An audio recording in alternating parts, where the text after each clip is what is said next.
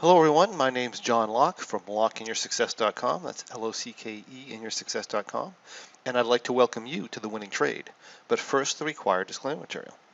This presentation is given for educational purposes only. We're not broker dealers or financial advisors, and we're not making any specific trade recommendations. Also, please be aware that your risk in trading options is substantial, and please make sure you are aware of all your risks prior to placing any trades. Also note that in this presentation, we are going to demonstrate hypothetical computer simulated trades. They're believed to be as accurately represented as possible. Keep in mind that live results can vary from simulated results for many, many different reasons. If this is your first experience with us, my name is John Locke. I'm a trading performance, wealth, and success coach with Lock in Your Success LLC, where myself and my mentors are here to help you win in the markets and in life as well. And today, I'm here to take you into the realm of high probability options trading. Now, normally when we talk about high probability options trading, we're discussing option strategies that make money from the passage of time rather than depending solely on price movement in order to make money, meaning you can often make money whether the price goes up, down, or sideways. Now, in this session, we have a trading strategy that's a little bit different. It's high probability. In fact, you'll find it's higher probability than a lot of our so-called positive theta and income trades. And in this case, we are utilizing option strategies that have an extremely high probability of winning, but they're set up a little bit differently than you might expect. The trading strategy we're going to take a look at today is called the Super Bull. Now, the Super Bull is a strategy that you could use on the SPX or the Russell 2000 index. You can also use it in assets such as IWM and SPY and so forth, but I would suggest doing it on an index or something that's uptrending. This strategy requires a minimum of between $1,000 and $2,000 to trade with. It has a profit target of up to 100% and sometimes maybe a little bit over 100%, which we'll talk about as we move along. Our exit loss trigger being 100%. If that's the case, you're going to want to make sure your trade is appropriately sized for your account. In other words, if I had a $10,000 account size, I wouldn't want to trade a $10,000 Super Bowl because if I had happened to lose that trade or go through a poor period, then I'd certainly lose all the money in the account. So what we're going to do here is we're going to use a maximum of about 1/10 of the account size when we put this strategy on. And that will keep the risk limits within reason. So let me just start with the guidelines of this strategy. This strategy is super simple, very, very easy to do, very, very maintenance free. So what we're going to do, and again, we'll demonstrate this as we go along, is when our monthly cycle is 65 days to expiration, we're going to enter a bullish call vertical in a manner where the potential profit in the trade and the total loss are about equal. Now, there are some variations to this guideline, but in general, that's what we're attempting to do. Once we enter the strategy, we do nothing until the next monthly cycle is 65 days. So that's going to be about 28 to 36 days. At which point, once that time has passed, we're going to look at the original trade. And we're going to see if the trade's up money. If the trade's up money, we're going to exit it. If it's not up money, we're going to stay in the trade. At the same time, we're going to enter what we call trade 2. We're going to enter our next cycle. So we're going to have 2 overlapping trades. This is only the case, though, if the trade 1 is down money. If the trade 1 is up money, we're going to exit and we'll only be in one of the trades. And then we're going to start trade 2 the same way we've had trade 1. Now back to trade 1. If trade 1 was down money, we're going to stay in the trade, and we're going to stay in that trade until trade 1 is actually up money, in which case, if that happens, we're going to exit, and that's if it's up any amount of money. We're going to exit trade 1, and if that doesn't happen, we just stay in the trade till the end, at which point we're going to expire it at a total loss. So let's take a look at this strategy, and I'll explain this more in detail for you. So this is a Super Bowl. This is what it looks like. Let me explain the analytical software. This is an analytical software called OptionNet Explorer. It tells us what the risk is in our position, and it also gives us a third or time function or a third dimension here that we can work with. So if I'm looking at this, we have our expiration cycles for our options across the top here. And above that, we have our asset price. So our last asset price here on the SPX was 41.31. Our date is up here. This is in backtester mode, so this shows us so that we can cover the whole trade. So this was entered on April 14th, 2021. We choose the expiration cycle at 65 days to expiration. You could do an AM expiration, you could do a PM expiration, it doesn't really matter. You can also do a weekly, but I would suggest spacing these trades out at least 30 days apart when you're doing them. If you look at this software, we have our call options at the top, our put options at the bottom. We have our strike prices here along the left side. It tells us our mid price for the option, implied volatility, our delta, and so forth. And this is our actual position. So what we're going to do here is we're going to come in and we're going to put on a call vertical, a bullish call vertical, and we're going to do so with an attempt to get the amount of money we could potentially make the same as the amount of money the spread is costing us. Now, depending on the implied volatility skew curve, this isn't always possible, and this is one of those situations, in fact, it's been this way for the last year or so, where we have to accept slightly more risk than potential profit. And once the market calms down, gets into a more normal implied volatility skew curve structure, you should be able to do that one-to-one without a problem. But for now, this is what we're dealing with. So speaking of this is our analytical graph.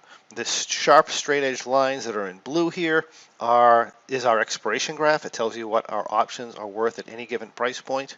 Like the asset prices along the bottom at any given price point of the asset. And we have our T+0 line, which gives us the profit and loss as of today. We show this in a different format here. This is our current profit and loss after execution coming in. This is our delta, in other words, how much the position makes or loses with $1 of price movement. This is our gamma, how much this is shifting in the next dollar. And this is our theta, how much money we make or lose from day to day. So today, we'll notice we have a minus 1.77 theta. This is different than many of our strategies. Most of our strategies are going to be positive theta. We're going to be what we call underneath the expiration graph. In other words, we'll be under the profit range. So we might start with the asset price up in here somewhere. And in those cases, the asset price can come down quite a bit a lot of times and we'll still make money. That is not the case with this strategy. This strategy requires the asset price to be above where we started in 65 days, or to put it more accurately, above where we started in the next, say, 28 to 36 to 65 days, depending on the expiration cycle. So this is going to be our entry. Now, again, we don't have the one-to-one that we desire. So what we're going to do when we enter this, if I was going to start a new trade, is going to start here. I'm going to buy and at the money, sell a strike 20 points higher. And this happens to give us a total potential gain of around $850 and a total potential loss of around $1,150. This is just estimating. Now, I don't like that ratio, so I'm going to go a little bit higher here and see if it's better. In this case, it is better. I'm at about $900 to $1,100. And I may even go one strike higher to see if it's even better. But I really won't go more than that. I generally don't like to go more than 10 points over our actual asset price. And here we're at 9 points over our asset price.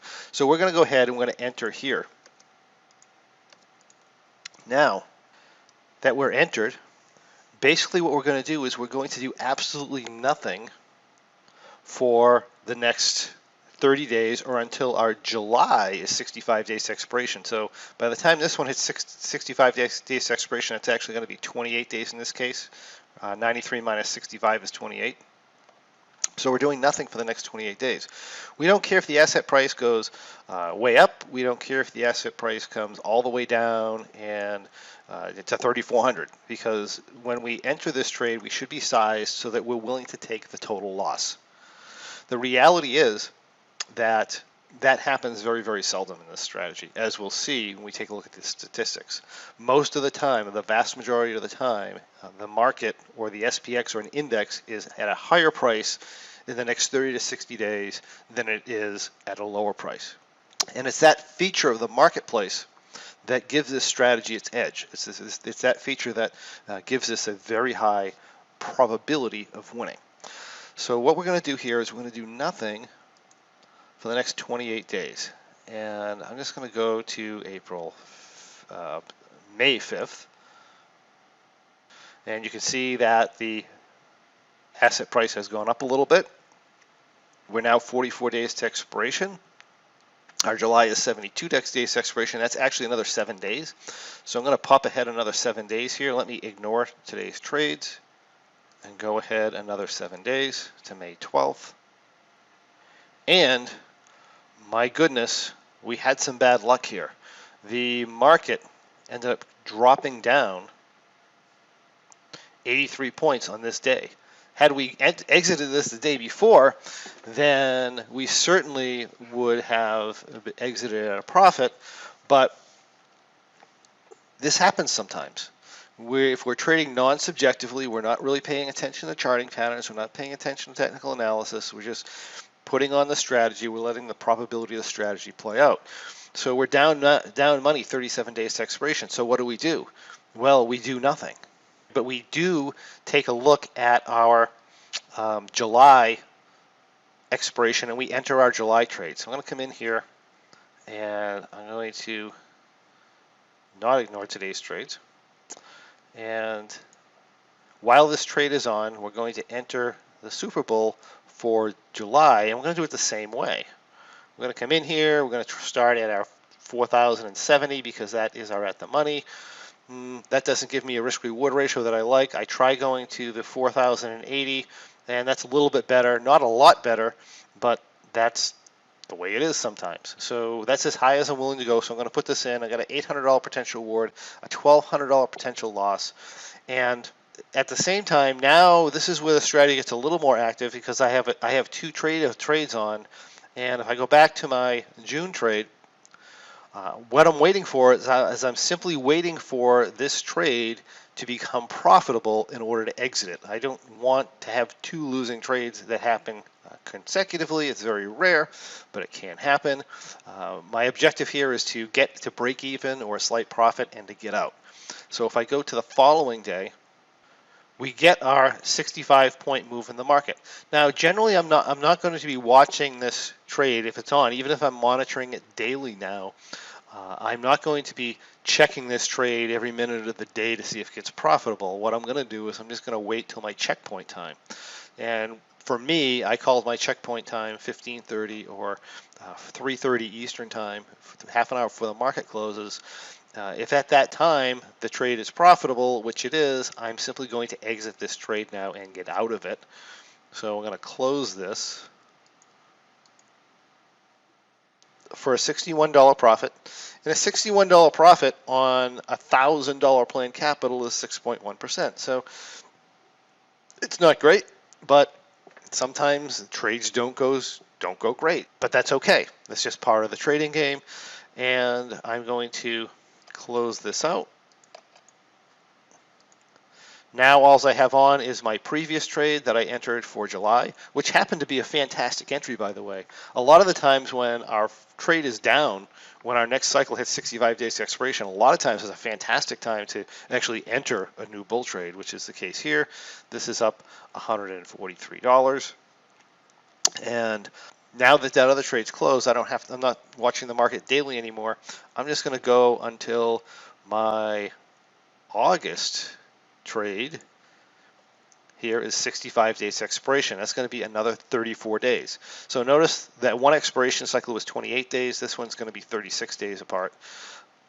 Let's just jump ahead to the middle of June because really we would be doing nothing anyway here. We'll go to June 9th. This is what the strategy looks like. Looks like we're up $458. This is looking really good. And we are now, August is 72 days to expiration, so I have another 7 days. Let's ignore the trades and hop ahead 7 days here. And now I'm up $518 on this trade. August is 65 days to expiration. I'm ready to enter my August cycle, and this is the time I check. Am I up money? Am I down money? Well, I'm up money. Okay, so I'm going to exit this trade in July at approximately $518. That on $1,000 planned capital, that is 51.8%. It's going to be a little bit less than that after execution, and that closes us out for a very good cycle. So we're going to close this. We're going to enter our August trade. Our August trade is similar to the other one. We're going to start at the 42.30 and the 42.50s, and we have a very bad risk-reward ratio. We like to only have 1,000, but we have 1,200. I go up 10 more points, which is pretty much what I'm usually willing to go, and I put on my bullish vertical at 42.40 and 42.60.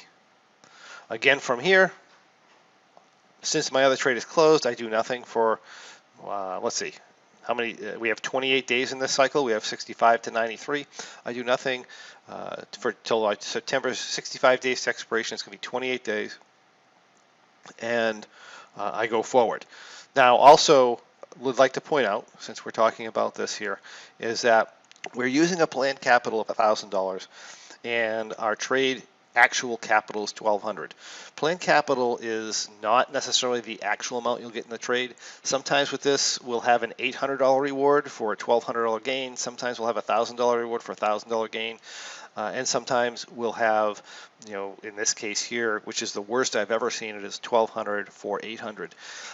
We're using our planned capital as a consistent number to determine what our profits and losses are. So the potential loss in this particular trade is going to be 120%. And if I had $800 in this, in other words, this line here was at 800 instead of 1200, which does happen in very low implied volatility situations, or when we have a very steep implied volatility skew curve. When we're in that type of an environment, we wouldn't be able to lose 100%. We'd only be able to lose 80%. But we're just using that number as a way to gauge our returns in a consistent manner. And it doesn't really matter how you gauge your returns, as long as you're doing it in a consistent manner like that. You don't want to get into this thing where one trade, when you're doing a trading strategy and you want to see how it does over time, you don't want to get in this situation where one trade has $300 capital in it and one has $30,000 capital in it, and you might be making 100% of your $3,000 capital trade, which is $3,000, and losing only 10% of your $30,000 trade, which is $3,000. So in that case, from a dollar standpoint, you'd have $0, but from a percentage standpoint, you would have made 90%.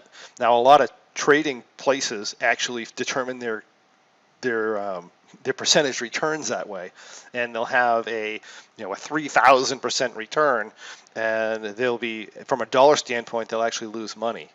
And again, this is just a way of manipulating things. So by using this $1,000 planned capital, we can keep a very reasonable idea of what our expectations are to have it's a strategy at any given point, but we can keep those numbers consistent. That way, if we make 1,000% on our trade, we're actually making money. So this is why we do it this way. Like I said, we disclose that 100%. So here is our entry. We do nothing for the next 28 days. That's going to put us somewhere in the middle of July. And let me ignore today's trades. And as of July 14th, we come in here, we notice September 65 days to expiration. Oh, I have to check my August position. My August position is up $468. Since it's up money, I'm going to close it. And then from there, I'm going to open my September position, and I'm going to do it in the same manner. I'm going to start, in this case, the closest at the money call is going to be 43.80. I try that. If I don't get a good risk reward ratio, which I do not here, I go 10 points higher, and this is the best I'm going to do. Slightly better than last month, but I'm still not optimal. Either way, this is the way we do that, and then we're off to the races with September. So that is the Super Bowl. Let's take a look at some of the statistics, because a lot of people who do so-called high probability trading, what they're going to do is they're going to take a look at the delta of their short option. In this case, my delta is 45.75. And they will tell you something like, if you have a delta of, say, 10, for example, they'll say 100 minus 10 is 90. They'll say you'll have a 90% chance of winning that trade. And then when you actually go look at the trading strategies, their actual win rate, or their what we call the effective win rate, based on history, is closer to the 75% range. This, from a pure statistics standpoint, or from that perspective, only has a 45.75% of actually being profitable. But in reality, or the effective rate, is much, much different. So let me show you what the actual performance of this strategy is, from January 2011 expiration until today. So this is what we have. This is an analytical report from our ONE software. This has a total of 130 trades. Of those 130 trades, 88% of these were winners. So the effective historical rate, even though our statistical rate is only in the 45% range, our effective historical rate is an 88% winners. It wins 88% of the time. In that time, our gross profits were $40,955. Our gross losses were $15,825. Our average winner is $356. Our average loser is 100%, so that's going to be $1,055. That metric there is a little bit concerning in the strategy, but you can see how that's played out over at least the last 10 years. And our largest winner, $856. Our largest loser, $1,119. That's fairly close. That's not bad. Our average days in trade is 33.02. That's because some cycles are 28 days, some cycles are 36 days, and sometimes we go into a little bit of trade overlap. Our maximum consecutive wins. This trading strategy has a history of winning 31 times in a row. That's almost 3 years without a loss. Our maximum consecutive losses is 3 in a row. Because we have 3 maximum consecutive losses, our maximum drawdown here is going to be approximately $3,481. If you run that into the percentage, that's 348%. You might say, well, that's a huge drawdown, but keep in mind, we're only trading a maximum, I recommend only trading a maximum of 1/10 account size. So that would be a drawdown, if that were to happen, of about 34% in your account. That is very, very reasonable for a high probability strategy.